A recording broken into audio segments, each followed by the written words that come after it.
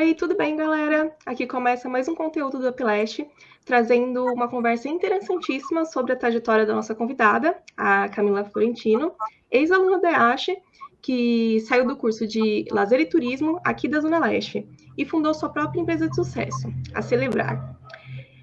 Oi, Camila, quer se apresentar? Boa noite, gente. Primeiro, obrigada pelo convite. Aí é super legal voltar a falar com a universidade. Quando o meu projeto surgiu dentro da USP Leste, né, veio a partir da disciplina de empreendedorismo em lazer e turismo. E hoje a Celebrar é uma plataforma que ajuda grandes empresas e multinacionais a contratarem micro fornecedores de serviços para eventos e experiências corporativas. A gente tem uma comunidade aí com quase 3 mil fornecedores e atendemos as principais empresas do Brasil na contratação de serviços para eventos.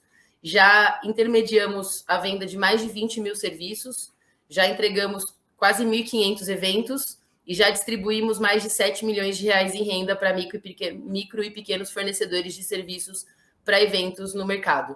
Então, isso tudo surgiu a partir de uma ideia maluca que eu tive aí dentro da EASH, na aula de empreendedorismo, e um professor, um orientador, o Renato Seixas, que ficou me provocando. E aí, a sua ideia vai acabar no TCC ou você vai seguir com isso? E acho que foi super legal esse incentivo do professor no início do projeto, e eu fico muito feliz de ver iniciativas dentro da USP Leste agora voltadas para o empreendedorismo. Então, obrigada pelo convite, Pamela. Foi através do orientador, né, do professor Josmar, que eu cheguei em vocês. Agradeço a todo mundo aí. Contem comigo quando o assunto for empreendedorismo. Eu não sei os caminhos certos, mas eu descobri muitos errados. Então, eu estou aí para poder contribuir com vocês. Ai, arrasou. Vamos falar, inclusive, desses pontos aqui durante o nosso encontro. Bora. E vamos voltar ali na época da EASH. De onde você vinha para a EASH? Como é que era essa rotina? Eu comecei a trabalhar com eventos com 14 anos, né? Então, quando eu escolhi lazer e turismo, foi porque era o único curso da USP que mencionava a palavra eventos na descrição. Eu queria fazer USP, mas eu queria estudar eventos, que eu comecei a trabalhar muito cedo. Eu já produzia, eu comecei a trabalhar com 14 anos, mas quando já tinha uns 16, 17, eu já estava fazendo produção de eventos corporativos, sociais, festivais, e escolhi lazer e turismo por causa dessa questão de eventos. Não era a melhor localização para eu estudar. Eu nasci em Interlagos, então era praticamente outra cidade, né? Chegar na USP Leste, mas foi o curso de lazer e turismo, foi o único vestibular que eu prestei, porque eu queria estudar na USP e queria algo relacionado ao mercado de eventos. Então, no começo da universidade, eu ia, assim, era uma viagem, gente. Eu pegava 3 ônibus para chegar e 3 ônibus para voltar, até o dia que era tipo véspera de Corpus Christi, que eu demorei 4 horas e meia para chegar da USP Leste até a minha casa em Interlagos. E aí eu percebi que eu precisava morar mais perto e fui morar no Engenheiro Goulart. Morei ali, na época, as repúblicas ficavam muito mais no bairro do Goulart, né? Não tanto no Tatuapé. Quando eu saí, a galera já estava muito mais no Tatuapé. Mas eu morei em cima do Bar da Linguiça. Acho que alguns de vocês devem conhecer, talvez o bar ainda exista. A gente chamava de Linguicetes. Eu morei ali em 2008, 2009, e aí em 2010 eu saí daquele bairro, mas foi ali na universidade. Eu já trabalhava com eventos aos finais de semana, então foi até, na minha época, tinha 300 horas de estágio em eventos. Uhum. Eu organizava festival, eu fazia Lollapalooza, Tomorrowland, Tribe, Euforia, e a Ayashi não aceitava meus eventos como estágio. Então, eu tive que arrumar um emprego no Hotel Transamérica para eu conseguir validar as horas de estágio. Foi meu único emprego fora da área de eventos. Funcionou, validei meu estágio, consegui me formar. E eu tive que arrumar um emprego de recepcionista no hotel. Foi super legal, aprendi muito. Tirei alguns pontos da minha solução que eu criei depois na aula de empreendedorismo a partir dessa experiência. Então, eu lidava muito com reserva da Booking, a operadora Trend ali, que é bem digital também. Então, eu lidando com aquele meio de hotelaria, teve até numa disciplina de hotelaria que a gente teve em Lazer e Turismo, com a professora Mariana Aldrigue, ela trouxe um conceito de yield management, que é o gerenciamento de receita, que é tipo, o preço muda de acordo com a oferta e com a demanda. Acontece muito em hotel, porque o hotel na Fórmula 1 ele é caríssimo, e num domingo X em São Paulo ele é super barato, por causa dessa variação de preço de acordo com a oferta e com a demanda. E aí, na aula de empreendedorismo, o professor Renato Seixas, ele falou para escolher um problema para a gente resolver num mercado que a gente gosta muito. Então, eu usei essa teoria da Mariana Aldrich, do Yield Management, que eu estava dentro de um hotel na época, então fazia muito sentido. Eu tentei aplicar isso no mercado de eventos, de o preço mudar de acordo com a oferta e com a demanda. E na época, a galera me achou muito louca. Falou, nossa, o que é isso? O que você está falando? Não faz sentido para ninguém. E é muito louco que depois de uns 10 anos, a Uber lançou tarifa dinâmica, e aí todo mundo entendeu o que eu estava tentando dizer, mas na época eu não consegui explicar. E aí o projeto passou por algumas versões até chegar no projeto que foi apresentado no final do meu curso, virou meu TCC, né? Esse trabalho eu gostei tanto, virou meu TCC, e já mudou milhões de vezes depois também, mas eu acho interessante que empreender para mim basicamente é conectar os pontos. Eu tinha uma experiência no mercado de eventos, fui obrigada a fazer um estágio na hotelaria, peguei uma coisa que a professora falou na aula de hotelaria, uma outra coisa que foi dita na aula de redes globais do lazer e turismo, que eu não sei se existe mais essa disciplina, e com a aula de empreendedorismo no lazer e turismo, eu cruzei esses pontos e falei, eu acho que eu tenho uma ideia, que é basicamente o que a Celebrar faz, que na época era super cru. Na época eu falava, eu vou conectar a oferta final de serviços para eventos com a demanda final. Não sabia exatamente do que. Estava ali só a ideia, né? E você falou sobre que a sua aula de empreendedorismo que te deu esse gatilho, né? Durante a sua participação na EASH, você se interessou antes por inovação, empreendedorismo, ou foi só nessa matéria que despertou? Cara, eu sempre fui meio empreendedora, assim, tipo, desde muito criança. Eu tinha uns 7 anos, minha avó fazia crochê e eu gostava de montar uma barraquinha no quintal da casa dela para vender as coisas que ela fazia de crochê. Sempre gostei muito dessa pegada empreendedora. Eu tive uma empresa de recreação bilíngue. Quando eu entrei na faculdade, eu abri um CNPJ de MEI. Acho que foi um pouco antes de eu entrar na EASH. Eu abri um CNPJ de MEI e eu abri a primeira empresa de recreação bilíngue de São Paulo, assim, eu não sei do Brasil, mas de São Paulo era a primeira. Chamava Flex Recreação Bilíngue. E era engraçado porque Flex foi o apelido que eu tive na universidade ali por uma brincadeira do pessoal. Então, eu fazia recreação em inglês e espanhol para crianças, às vezes em consulado e às vezes em escolas bilíngues. Isso foi antes da Celebrar. E aí, durante a disciplina de empreendedorismo, eu comecei a olhar macro para o mercado. Naquela época, eu já estava produzindo festivais. Então, o problema que eu acho que foi essencial, essa provocação que o professor fez na aula de empreendedorismo, da mesma forma como lá na parte do RP, lá na hora que a gente está no ciclo básico, na EASH, a gente tem que achar um problema e discorrer sobre a resolução desse problema. Empreender é a mesma coisa, só que a gente joga isso para o mercado. Então, quando o professor falou encontra o problema, eu falei, cara, eu vou olhar para o mercado que eu mais gosto, que é o mercado de eventos. E aí eu estava já na época fazendo produção master em grandes eventos. Então eu estava fazendo, sei lá, acho que minha 4ª edição de Lollapalooza, 3ª, 4ª edição. E quando você olha para a planilha master de um evento grande desse, você vê quanto que custa a diária de cada profissional. Então, estava lá que um segurança, eu não lembro na época se era 300, 380 reais por diária de segurança. Aí eu cheguei para o Francisco, o segurança que ficava na porta do backstage lá, falei, ô, seu Francisco, quanto é que o senhor está ganhando para estar aqui? Aí ele falou, 70 reais uma marmita. Eu falei, caraca, estão pagando 380 reais pelo senhor e o senhor está ganhando 70 reais uma marmita? Tem alguma coisa errada aqui. E aí foi esse problema que eu levei para a universidade para discorrer ali em normas da ABNT e toda aquela firula acadêmica, mas basicamente eu tentava entender por quê. E aí eu descobri que existiam muitas camadas de intermediários no mercado, porque é um mercado composto por micro fornecedores. Hoje, 94% dos fornecedores de serviços para eventos do Brasil, eles são micro e pequenas empresas. E por causa dessa característica, foi criando-se camadas de intermediários até chegar na grande empresa que compra serviços para eventos. E aí eu descobri que o processo fica muito mais lento, caro e burocrático com essa quantidade de intermediários e que o fornecedor final ele ganhava um valor que era menos da metade do que estava sendo pago por ele.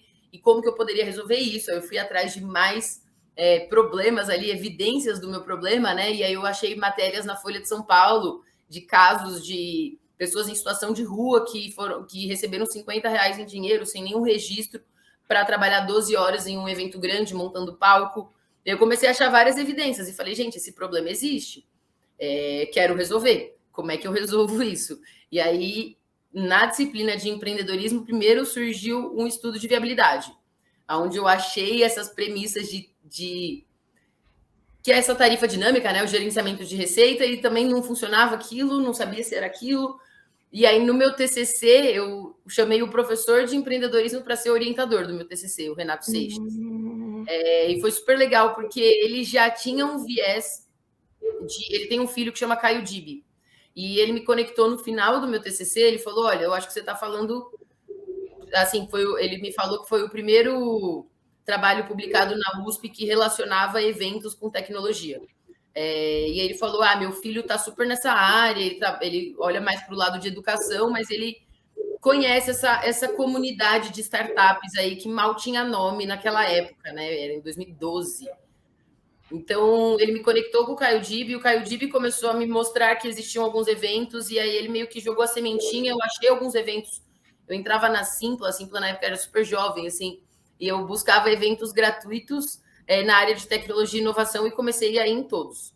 E aí foi assim, com essa prática de ir em todos os eventos, que eu fui conhecendo pessoas.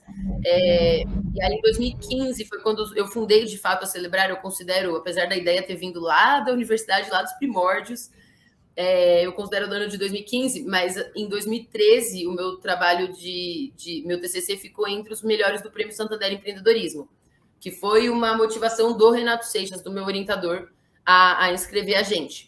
Então, aquilo, eu ganhei um curso de empreendedorismo na Babson College, quando ficou entre os destaques do prêmio, e aí esse curso de empreendedorismo colocou mais pulga atrás da orelha, né? Tipo, cara, dá para fazer. Não sabia bem como. E antes de fundar a empresa, em 2014, eu não tinha muita ideia de capital de risco, de sociedade, de como é que eu tiro uma ideia do papel. E aí eu fiz como é que chama? É bem tradicional isso. Plano de negócios. Nossa, fiz um plano de negócios, que eu nem sei se existe mais, mas era para calcular quanto eu precisava de investimento para tirar aquela ideia do papel. E aí, em 2014, eu passei o ano de 2014 tentando juntar R$300 mil para tirar a minha ideia do papel. Super otimista que sou, falei, bora, vamos lá. E aí, no final de 2014, eu tinha R$10 mil guardado. Eu falei, caraca, eu tenho R$10 mil. Aí eu comecei a ir nesses eventos gratuitos. Eu falei, vou em todos os eventos gratuitos, porque o filho do meu orientador, né, o Caio, falou assim, faça rede de conexões, tem muita gente olhando para essa área de tecnologia, conheça as pessoas. Eu comecei a me inscrever em todos os eventos de tecnologia e inovação, e aí eu fui descobrindo que existia realmente um movimento, uma comunidade de startups em São Paulo. Hoje a galera se chama de 011 Startups. 011 porque o conceito é que qualquer pessoa consegue comprar um chip na banca 011 e pode fazer parte da comunidade de São Paulo. Então a gente pegou meio que o DDD da cidade e ali na verdade, naquela época, era um grupo de pessoas que achavam que poderiam criar soluções com base tecnológica e resolver grandes problemas do mundo. Então, a gente se ajudava muito, trocava muitas figurinhas. E naquela época me falaram, você não precisa de R$300 mil, você precisa de pessoas que acreditem no que você quer fazer e que saibam fazer coisas que você não sabe fazer. Você precisa de sócias. E aí, em 2015, eu chamei a Patrícia, que ela fez lazer e turismo na USP também. É um ano na minha frente, mas ela teve muita experiência no exterior, na Disney, em organização de eventos na Europa, que era uma experiência que eu não tinha, minha experiência foi muito mais nacional.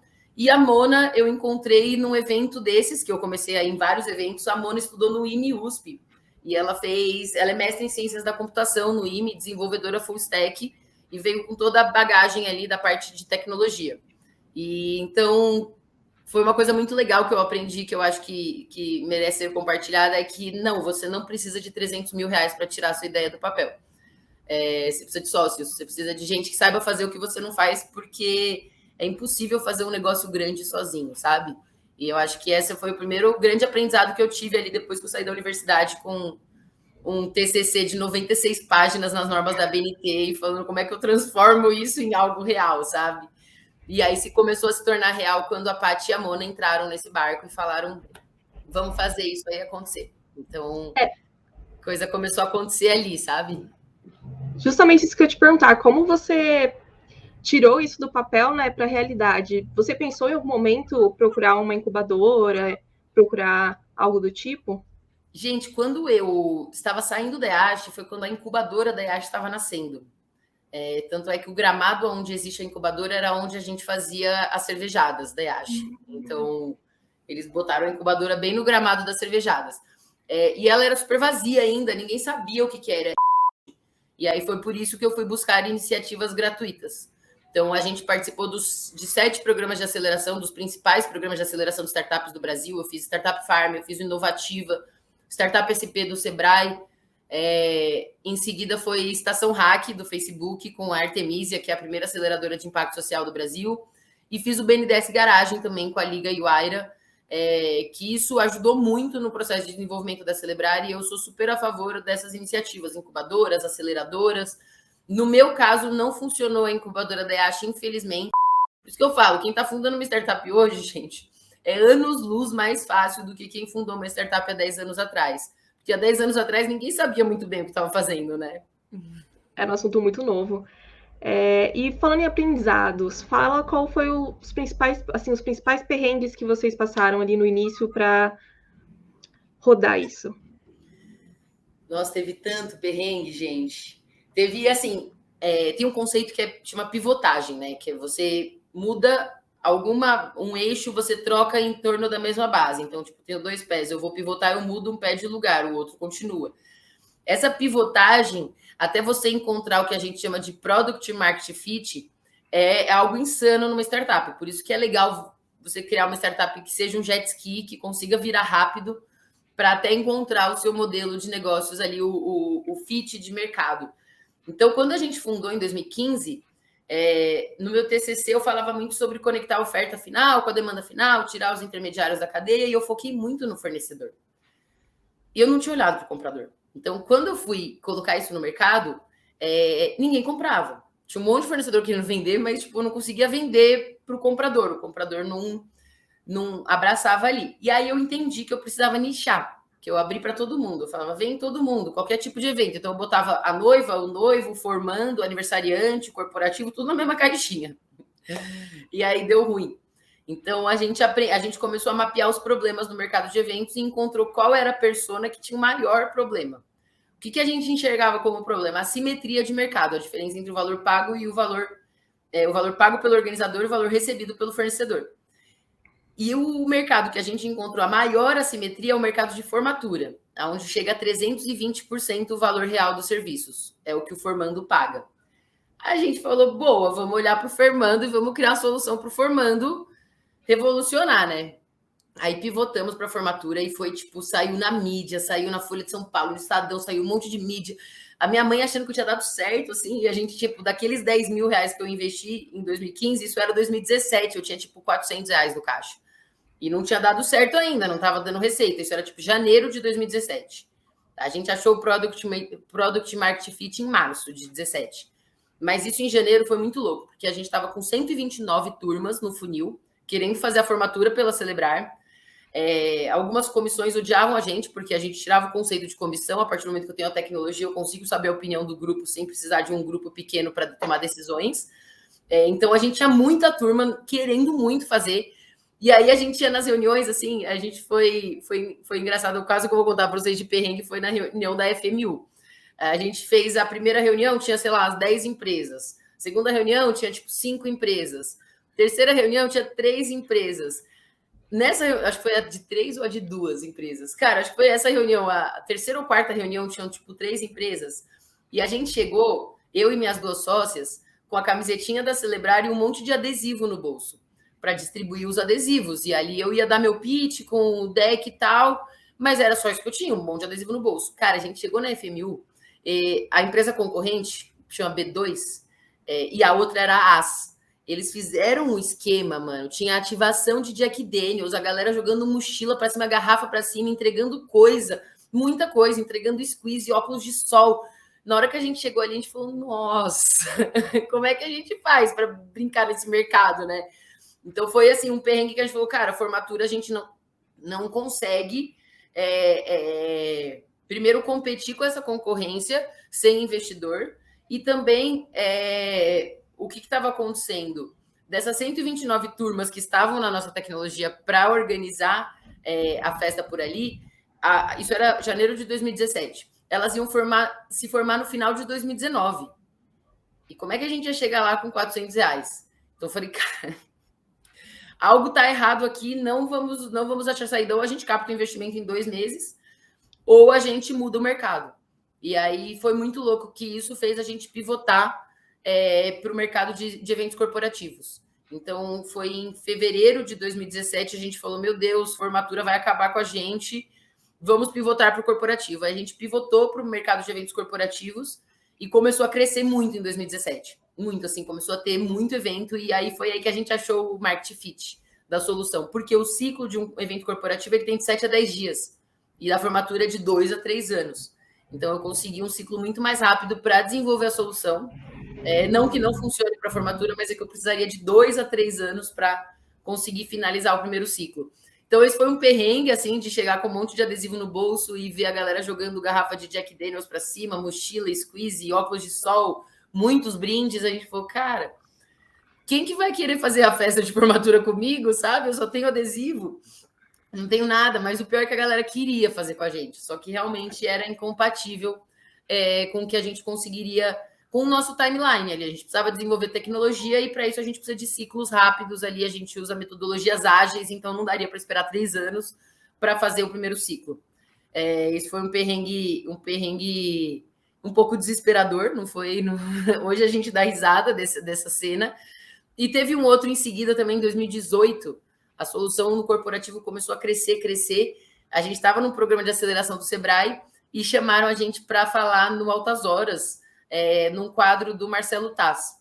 Aí eu falei, gente, Altas Horas, passa de sábado de noite, ninguém assiste, né? Vamos aí, tá tudo bem. Cara, eu fui para Altas Horas e na última pergunta, o Serginho Groisman gostou muito da solução, foi perguntando, e na última pergunta ele falou, então você tem a plataforma com os fornecedores, você atende empresas, mas se eu quiser fazer a minha festa de aniversário, eu posso? E eu fiquei dura, porque eu falei, eu vou falar não para o Serginho Groisman aqui na frente das câmeras, e a resposta era não. Mas eu não consegui falar, e eu falei um sim, meio engasgado, assim, sim. Gente, virou caos, caíram, nessa madrugada de sábado para domingo, caíram mais de 500 pedidos de aniversário. E a gente não fazia aniversário, a gente não fazia evento social, só evento corporativo. Então foi outro perrengue bom, assim, para a gente, mas deu o maior trabalho, porque a gente botou uma pessoa só para responder essa galera, dizendo que a gente não fazia esse tipo de evento, em todos os lugares do Brasil, gente, em todos. E aí eu descobri que mídia tem que ser algo muito bem pensado, sabe? Não é tipo, eu vou lá, falo, tá tranquilo, se não tá dentro da sua estratégia, porque pode ser que nem aconteceu com a gente, só caos, virou caos. E eu ia perguntar também sobre essa parte tecnológica. Qual foi a dificuldade dessa parte tecnológica?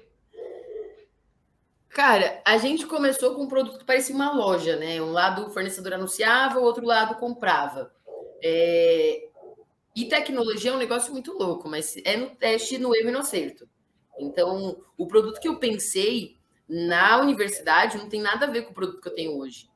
Hoje, o produto que eu tenho no ar é completamente diferente. A única coisa que vem do meu TCC é o conceito do mercado e como eu ia resolver um problema no mercado com tais características. Mas o produto que eu tenho hoje tem nada a ver. E a tecnologia é legal por isso, porque é aquele ciclo do construir, medir, aprender. Aí você aprende que você só fez coisa errada. Aí você constrói de novo, mede, aprende. Aí você aprende que você, ainda errou um monte de coisa. Aí constrói, mede, aprende. Constrói, mede, aprende. E aí você gira nisso eternamente. Então, eu tive 8 MVPs até achar meu Product Market Fit. As pessoas falam, cara, mas 8 MVPs? 8 MVPs. O mercado é extremamente complexo de eventos. Se eu tive 8 MVPs e eu consegui encontrar o Product Market Fit, às vezes as pessoas falam, mas a Celebrar é super legal. Como alguém não pensou nisso antes? Eu falo, não, com certeza pensou. Muita gente pensou nisso antes. Mas a dificuldade é a execução, porque realmente é isso que você falou, a tecnologia você tem que construir, medir, aprender. Construir, medir, aprender. Por isso que eu sempre falo para founders que você nunca deve terceirizar a sua tecnologia. Nunca deve contratar uma software house para fazer o seu produto. Senão você vai precisar deles para o resto da sua vida. É melhor você trazê-los como sócios. Fazer igual o que eu fiz na Celebrar, por exemplo, eu ofereci uma parte da participação da empresa, eu ofereci um pedaço da empresa, um pedaço da pizza, para uma pessoa ser CTO e reconstruir, porque é até uma frase que o Google fala muito, é forever beta. Você nunca chega no estamos prontas agora. Nunca chega nisso. E isso é essencial no mercado que vai tão rápido como hoje, né? Hoje a inovação corre muito rápido. Para vocês terem ideia, quando eu comecei a desenvolver a Celebrar, em 2015, 2016, a gente usava PHP. Hoje quase ninguém usa PHP. Hoje a maior parte do nosso produto está em JavaScript. Então, até as linguagens atualizam e evoluem. Então, você não pode parar de construir tecnologia. E a partir do momento que você fala, cara, você é uma empresa de tecnologia, é uma empresa de tecnologia. Então, a Celebrar não é uma empresa de eventos. É uma empresa de tecnologia que atua no mercado de eventos. Então, a tecnologia ela tem que correr no sangue. Por isso que eu acho que é legal não terceirizar isso, mas ter um sócio. E eu acho a EASH mágica por isso, porque eu falo, cara, a EASH tem tanta multidisciplinaridade na USP-Leste, tem o curso de SI, tem o curso de marketing, tem o curso de lazer e turismo, aí já formou uma startup.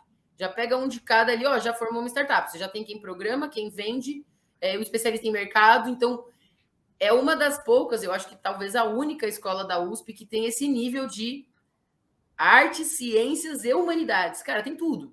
Então, se você juntar e organizar direitinho, aí dá para sair muita coisa boa de dentro da faculdade. Mas é impossível fazer sozinho. Então, tem que desapegar que sozinho não dá, não. Muito legal. E como você conseguiu equilibrar o começo ali da startup que não estava faturando, não tinha muito, e sua vida pessoal? Você trabalhava? Cara, eu fazia evento, né? Eu sempre fui freela de evento. Então, durante os primeiros anos da Celebrar, que eu fui full time, foi 2015, 16 e esse comecinho de 17, meu primeiro salário foi em abril de 17. Eu fundei a empresa em julho de 2015. Nesse período, de segunda a sexta, eu me matava de trabalhar na Celebrar, sem salário, e as minhas sócias junto também, mas sempre por participação. E de sexta, sábado, domingo, eu me matava de fazer evento. Então, sexta-feira à noite fazia um evento, no sábado de manhã outro evento, sábado à tarde outro evento, sábado à noite outro evento, domingo de manhã outro evento. E aí eu fazia uns 6, 7 eventos durante o final de semana, todos como freela. Então, às vezes eu era bartender, às vezes produtora, às vezes recepcionista, o que dava. Eu fazia o que aparecia, assim. Coordenadora de logística, intérprete, bilíngue. Então, o que aparecia eu fazia para simplesmente viabilizar alguma renda ali, né? Para eu conseguir pagar os boletos, né? Que eles não param de vencer. Eu não tive, tipo, um patrocínio para essa época da minha vida. Muitos empreendedores têm. Então, empreender é, sim, um ato de privilégio. Pouca gente consegue fazer isso. Eu consegui porque eu tinha um custo de vida muito barato, gente. Eu morava em uma república no Tatuapé, naquela época que eu fundei, em 8 pessoas numa casa. Então, era muito barato o aluguel, sabe? Então, era um quartinho minúsculo, mas eu tinha uma vida muito enxuta, muito barata, cabia naquelas condições, e eu conseguia, com os freelas nos 4 finais de semana do mês, eu conseguia tirar o suficiente para... não dava para guardar dinheiro, mas dava para pagar as contas e sair ali no 0 a 0. Então, foi nesse modelo que eu fui fazendo o começo da Celebrar. E é engraçado que o primeiro produto que a gente fez na Celebrar eram 20 serviços. Tinha, tipo, pirofagia, bartender, DJ, recreação. O único que não era eu era o buffet, que é catering. Todo o resto era eu. E era muito engraçado a fotinho, que era eu cuspindo fogo, eu jogando garrafa de bar para cima, eu na roda brincando na recreação com as crianças. Era tudo eu. A gente fez o primeiro produto para validar mercado assim, e para ver se o comprador conseguiria comprar numa solução desse formato. Então, eu fazia isso de verdade nos finais de semana para pagar as contas, porque realmente tinha pouco incentivo financeiro, né, na época. Tipo, legal, paga, ou ficou entre os destaques do Prêmio Santander, toma aqui um curso. Então, a gente não captou investimento até hoje. A gente achou o Market Fit em 2017, começou a vender. Hoje a gente já distribuiu em renda aí mais de 7 milhões para esses microfornecedores, e eu vou abrir a primeira rodada de investimento agora. O atraso aconteceu por causa da pandemia, essa rodada seria seria no começo de 2020. A gente começou a falar com o investidor no final de 2019. Eu estava para fechar a rodada, já estava bem adiantada na rodada e chegou a pandemia do Covid. Só que a pandemia do Covid, tipo, ela destruiu toda a minha base de valuation. Então, todos os meus números derreteram. A gente perdeu 98% da receita de um dia para o outro. E aí eu precisei segurar a rodada de investimento e agora a gente vai abrir uma rodada de investimento. Então, a gente é um formato de startup que a gente preferiu achar sustentabilidade no modelo de negócios primeiro para depois captar dinheiro externo. Aproveitando esse gancho da pandemia, né? Como isso afetou vocês? Porque, né, eventos, pararam tudo. Caiu tudo. Como vocês sobreviveram a isso? Cara, na hora que aconteceu, Pamela, o aviso da pandemia, a gente já estava sabendo que estava rolando, mas a gente não estava achando que ia chegar aqui no nível que chegou. Não. Aqui, empreendedor tem um problema. O empreendedor é otimista demais, entendeu? Então, eu sou muito otimista. Não, gente, tá tudo bem. Tava crescendo muito naquela época, crescendo muito. Um monte de investidor querendo investir. O negócio tava lindo. E alguns mentores me ligavam e falavam, Camila, vai dar ruim. Eu falava, imagina, não vai, não tem como dar ruim. O negócio tava voando. Aí, do nada, deu ruim. E aí, o que aconteceu? Teve, tipo, em questão, na hora que a OMS decretou pandemia, a gente cancelou em menos de 15 minutos, tipo, teve 32 pedidos de cancelamento de evento. Foi muito rápido. Tipo, cancelamento de tudo. Parou de chegar os novos pedidos, os fornecedores todos surtando, do tipo, o que eu vou fazer agora, o que eu vou fazer agora? E aí eu fiz um planejamento do fracasso, baseado numa teoria Tem uma pesquisadora que chama Sara Sarasvati, e ela fala do effectuation. E ela tem alguns princípios do effectuation, colcha de retalhos, e um deles é a perda aceitável, que é o quanto que a gente está disposta a perder. E aí eu sentei com as minhas duas sócias e falei, gente, qual é a nossa perda aceitável? Preciso saber até onde a gente pode ir, até quanto a gente aceita perder. E aí a gente definiu juntas ali que a nossa perda aceitável era não endividar as pessoas físicas por trás desse CNPJ. Então, a gente vai até o final, vai bater no zero, mas a gente não quer se endividar. Beleza. Aí eu fiz uma planilha chamada Planejamento do Fracasso, que é se tudo continuar dando ruim, até onde a gente vai. E aí eu apresentei isso para o meu time, falando, galera, ninguém vai ser demitido, tá aqui o Planejamento do Fracasso, nós temos 7 meses de caixa na empresa para fazer o que a gente quiser, testar o que a gente quiser e esperar que essa porra acabe de pandemia. Então eu dei uma segurança para as pessoas ali de tipo criar e olhar para produto, botei o time inteiro, tipo quem cuidava de financeiro foi para produto, quem era vendedor foi para produto. Então o pessoal, o squad de produto ficou meio louco, né? Porque a galera não sabia programar, mas todo mundo dando pitaco. Mas durante esses 7 meses, o que aconteceu? A gente percebeu que os eventos presenciais não iam voltar e a gente começou a ter algumas ideias. Depois isso ficou bem popular no mercado e hoje muita gente faz, mas a gente chamava de celebrar box, que era pegar as coisas de eventos, o coffee break, o brinde, a camiseta, o folheto, todas as coisas e colocar dentro de caixas e mandar essas caixas por transportadoras para qualquer lugar do mundo. Então a gente começou a fazer isso, conectou só para transportadora, porque os outros fornecedores a gente já tinha. A galera que fazia staff começou a fazer manuseio, tipo, recebia as coisas em casa e manuseava, montava os kits. Os buffets, a gente teve que ensinar a botar tudo em embalagem individual para colocar nessas caixas. E aí a galera fazia evento online. Tipo, a gente não quis, o mercado inteiro de eventos fez assim, ó, pro evento online. Na hora que chegou a pandemia, todo mundo, evento online, plataforma de evento online, etiqueteira. Que na hora que a gente viu todo mundo indo para evento online, a gente falou, não, a gente vai para esse lado. A gente é muito do contra. Vamos pro físico mesmo. Vamos olhar para o que a gente tem de fornecedor aí na comunidade. E aí a gente olhou para essa ideia de tipo, putz, como é que a gente faz para não ter aglomeração? A aglomeração está proibido. Primeiro eu derrubei o site, né? Na hora que chegou a pandemia, eu desesperei. Eu falei, nossa, ferrou, tem gente morrendo, derruba o site. Eu derrubei o site. Coloquei uma mensagem, tudo bem se a gente tiver que esperar um pouco. E o decreto da pandemia embaixo. Aí passou um tempo, eu falei, cara, não dá, não sei quando que volta, até quando que volta, tipo... E aí a gente mudou para o Celebrar Box. E foi por causa da Celebrar Box, dessas caixas que a gente enviava. Gente, a gente enviou para Berlim, Amsterdã, Lisboa, Santiago, Buenos Aires, Montevidéu. E o Brasil inteiro recebeu caixas da Celebrar para vários clientes nossos. E foi muito louco que a gente conseguiu gerar alguma receita para atravessar esse período.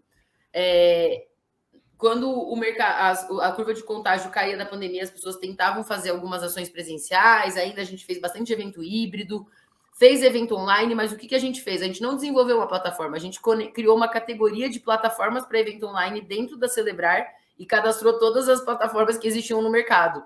Então, o comprador conseguia comprar um evento online também pela Celebrar e fazer logística de distribuição desses kits e brindes. Então, foi muita adaptabilidade nesse período. Foi tipo, aceitar o não saber, tipo, não sabemos o que vai acontecer, vamos testar, vamos procurar oportunidades aí no mercado e ouvir também a comunidade de fornecedores, porque quem trazia as ideias muito eram os fornecedores. Falava, Celebrar, me ajuda a vender. Eu falava, mas vender o quê? Tá proibido aglomeração, o que eu faço? Aí os fornecedores davam essas ideias. Então a gente juntava essas ideias e oferecia para o comprador do outro lado. E aí foi assim que a gente conseguiu atravessar esse período. No ano passado, a gente voltou a crescer, fechamos o ano de 2021 2 vezes maior do que o ano de 2020. Esse ano a gente já vai duplicar de novo, então a gente vai conseguir crescer. A gente fez 150%, foi 2 vezes e meia. Então a gente vai conseguir repetir esse tanto de crescimento, mesmo sem gasolina de investidor. Mas eu estou abrindo rodada de investimento para a gente conseguir crescer 3 ou 4 vezes no ano aí com investimento, principalmente colocando mais braço no meu time de tecnologia, que agora que a gente encontrou um modelo que é repetível e escalável, a gente precisa desenvolver mais produto. A gente jogou muito produto fora nesse ciclo de construir, medir, aprender. Então, hoje a Celebrar tem mais código jogado no lixo do que código no ar. E isso faz parte do processo, sabe? Faz parte do crescimento. Mas, nossa, tomara que nunca tenhamos que passar por outra pandemia. Nossa Senhora. Foi uma rasteira para o mercado de eventos, assim, foi pesado. Muito fornecedor deixou de ser fornecedor de serviços para eventos. A gente teve o que a gente chama de churn, né? O churn é a perda. A gente teve um churn de fornecedor que passou de 70% e um churn de comprador que passou de 90%. Então, olha quanto a empresa reduziu assim de um mês para o outro. Isso foi de março para abril de 2020. E hoje vocês continuam com esses produtos junto com os eventos? Ou hoje a gente enxerga evento como qualquer quebra de rotina, né? Sair do automático é fazer um evento. Evento, ele vem de eventualidade. Então, ele é um evento presencial, um evento híbrido, um evento online, entrega de coisas na casa das pessoas, pode ser uma ação, pode ser um artista circense ou pode ser todo uma orquestra de fornecedores ali. Se você está quebrando a rotina do seu público, isso é um evento. Então, a gente conseguiu abraçar muito mais e a pandemia também nos tornou globais, né? A gente hoje consegue atender um evento em qualquer lugar do mundo. E antes da pandemia, a gente achava que a gente só conseguia fazer no sudeste do Brasil. E é isso que eu ia perguntar também. Vocês atingem o Brasil todo e agora até fora do Brasil. A gente fez muitas ações em Berlim, Amsterdã, a gente fez em Pensilvânia também, nos Estados Unidos. A gente conecta a oferta com a demanda. Então, se essa demanda vem de algum lugar que a gente não tem oferta, a gente busca oferta, cadastra na plataforma e faz a mágica acontecer. Incrível. Muito louco, né?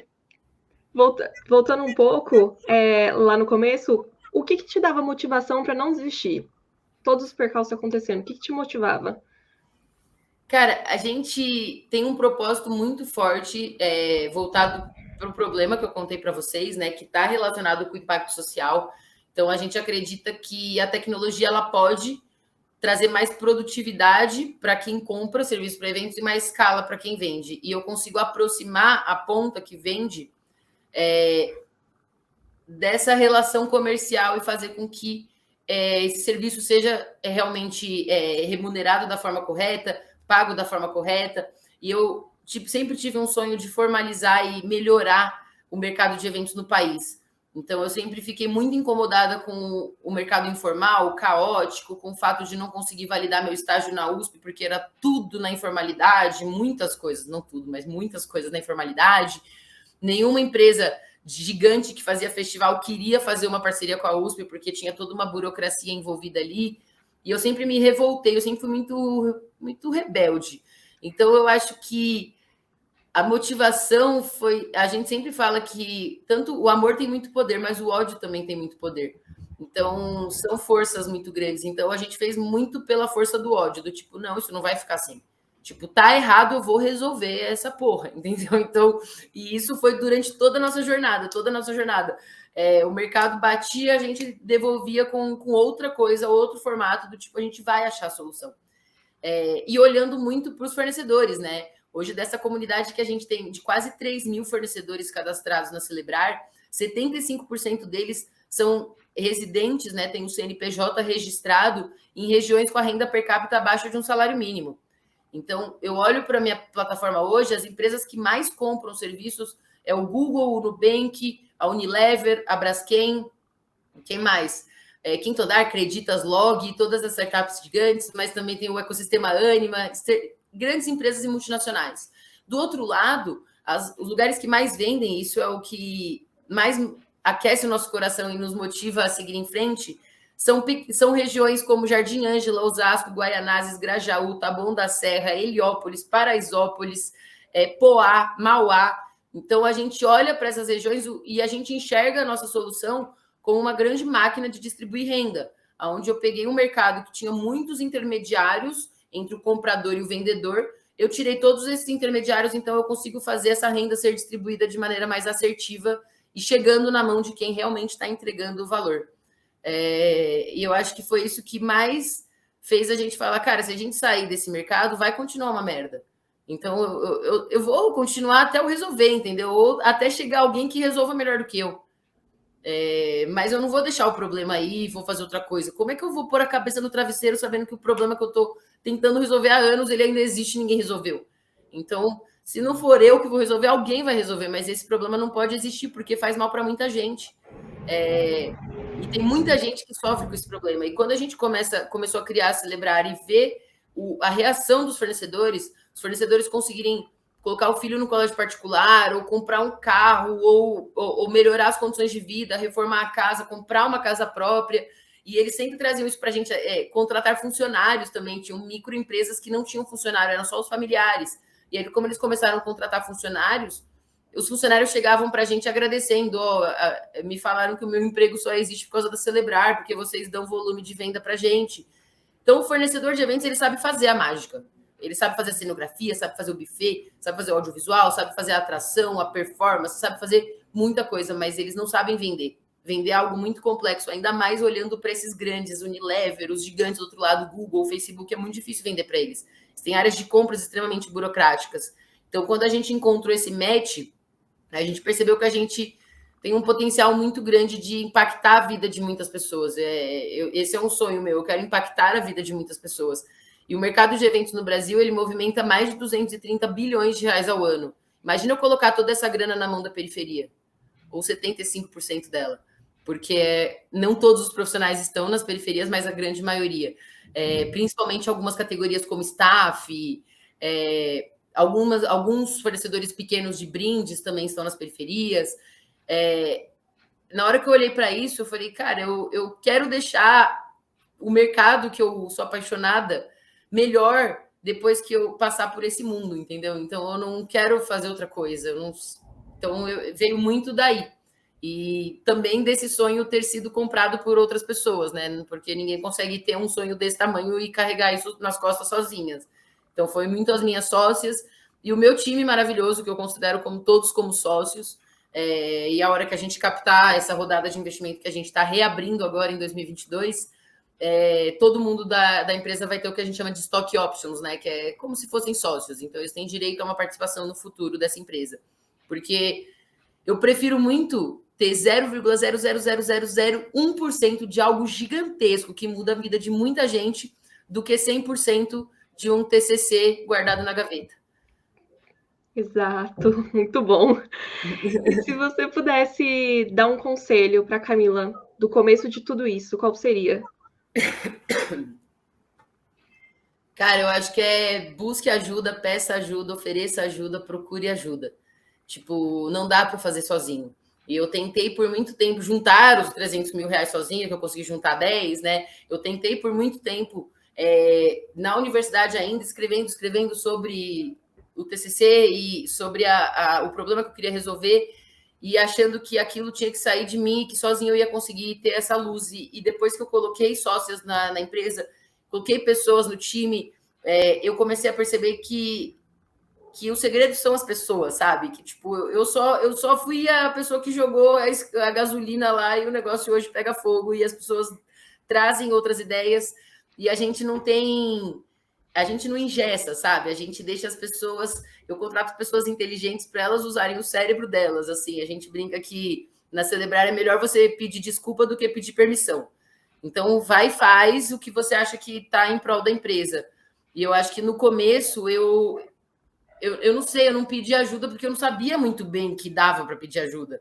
Mas existe uma comunidade de startups, existem muitas iniciativas, existem incubadoras, existem aceleradoras, investidores, existem hubs de inovação. Eu estou falando com vocês agora do Learning Village, que é o primeiro hub de inovação da América Latina com foco em desenvolvimento de pessoas. Fica aqui na Vila Madalena. Então, tem muita iniciativa hoje. Então, acho que o conselho que eu daria para a Camila lá do início, né? A Camila de 10 anos atrás seria peça ajuda, peça ajuda e hoje por isso que eu ofereço tanta ajuda, porque é a minha forma de dar esse give back de tanta gente que me ajudou. E todo mundo acha também que criar um negócio de sucesso, tudo é muito rápido, né? E quanto tempo, assim, no total, demorou para você desenvolver, para fazer funcionar? Gente. O sucesso vem do dia para a noite, depois de 10 anos de trabalho, tá? Ele não acontece do nada. São pouquíssimos casos de empreendedores que criaram um PowerPoint, venderam a empresa por milhões no PowerPoint, mas assim, isso já quase não existe mais, tá, gente? Então, e não se iludam, porque tem gente que fala assim, chega para mim e fala, eu dou algumas mentorias, aí a pessoa chega para mim e fala, eu criei uma solução que eu tenho 1.000 usuários. Eu falo, quantas pessoas estão pagando? Não, tem 1.000 usuários usando o freemium. Não tem ninguém usando o premium. Então, você tem 0 clientes. Não se iludam, entendeu? O que valida um negócio é o dinheiro na conta. Se tem alguém pagando por isso, isso está validado. Então, alguém tem que pagar pela solução, porque se você quer resolver um problema que não é um problema, ninguém vai pagar para essa solução. Então, o segredo é achar o problema, acha um problema gigante, porque a solução muda 1000 vezes. A solução da Celebrar já foi 1000 coisas, de 1000 jeitos diferentes, para 1000 personas diferentes, mas teve uma coisa que nunca mudou, que é o problema, que é essa assimetria de mercado, essa quantidade de intermediários. Então, o meu problema nunca mudou. O problema que eu escolhi lá em 2012, falar sobre ele na academia, falar sobre isso na universidade, é o mesmo problema que eu estou em 2022 resolvendo. Só que eu pivotei, né? Eu girei em torno desse mesmo eixo infinitas vezes para infinitos mercados e para infinitas personas e diferentes formas de produto. Então, se apaixone pelo problema. Isso parece até um pouco clichê, mas é muito real. Se apaixona pelo problema, não pela solução. Porque se eu tivesse apaixonado pela solução, a Celebrar já não estava mais aqui para falar nada para vocês. Então, a pandemia mostrou muito isso. A gente tinha um problema e a gente seguiu apaixonada pelo problema e conseguiu viabilizar outros formatos de entrega. Então, acho que eu falaria isso para a Camila lá de 10 anos atrás. Se apaixona pelo problema e de que essa jornada vai ser longa demais. Isso não vai ser rápido. A gente cresce rápido, muito rápido, mas a gente está num mercado gigantesco. E para eu crescer, para eu ganhar um mercado de 230 bilhões de reais ao ano, eu preciso voar, crescer muito rápido, e essa jornada vai ser longa. E ainda falta muito para chegar no fim, gente. Vocês ainda vão ver o quanto eu vou causar. Ai, arrasou. Torcendo muito. A gente vai terminando por aqui. O papo estava muito legal. Nossa, você é muito, muito animada, muito. Nossa, foi muito incrível. Mas já está quase dando 1 hora, e aqui a gente quer ficar nessa média. Então, vou agradecer de novo por você estar participando, por ter essa disposição. A gente saiu assim, com muitas informações novas e inspirações e motivações para esse mercado e também para tudo, né? E para você que está assistindo, não esquece de deixar seu joinha, compartilhar, seguir a gente nas nossas redes sociais e acompanhar os próximos conteúdos aí que estão por vir. Tem muita coisa legal pronta aí para ser lançadas, tá, gente? Um beijo, tchau, tchau. Valeu, gente. Tchau, tchau. Obrigada.